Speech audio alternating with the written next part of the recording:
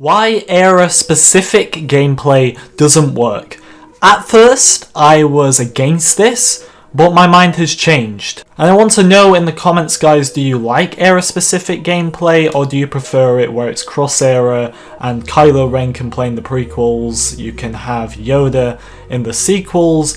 Like how it is now, what do you prefer? Leave a like if you do enjoy, let's get into it. Now if we go back to the very start, before Battlefront 2 was even released, I was constantly complaining about cross-era gameplay and how you could have sequel heroes in the prequels and vice versa and everything like that, because I just didn't think it worked. And who knows, maybe if it had been different at launch I would think differently now, but we'll never know the answer to that. Now this comes off a recent event, it was around 2 weeks ago, where it was just heroes in their specific era, and it didn't work, to say the least. And I know what this comes down to now.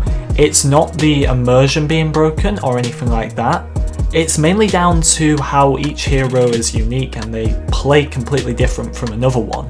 Now if you limit heroes to their specific era, this mainly affects the sequels, and it's that the sequels only have like Kylo, Phasma, Rey and Finn, and yes, you can have like Luke and Leia and Han and all the other original trilogy heroes who are in the sequels as well, but for the dark side it severely limits their team, and often I do find it pretty boring, to be quite blunt, when I'm playing as the villains in the sequel era, because it's Kylo or Phasma, and Phasma is fun. I don't think she's as bad as people make her out to be.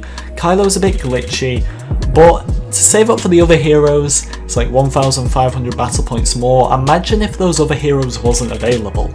And the prequels also suffered from this until the additions lately, including Obi-Wan, Grievous and Dooku, and soon to be Anakin as well, because it would just be Yoda and Chewbacca, and then yes, the dark side had free options as well, but it limits, because if you then get rid of the heroes from the other era, you're stuck with the same ones all the time, and at the end of the day, it is a game, and it doesn't have to follow the canon completely.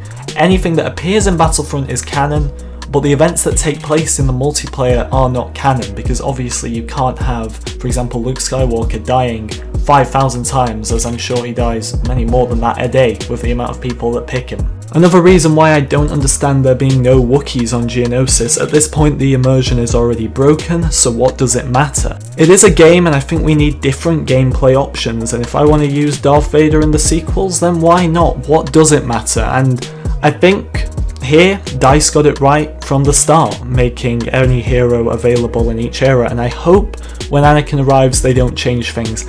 I doubt they will, but there's always that chance, and it was always something people talked about, that when the prequels have got a bit more content, would they start to lock eras?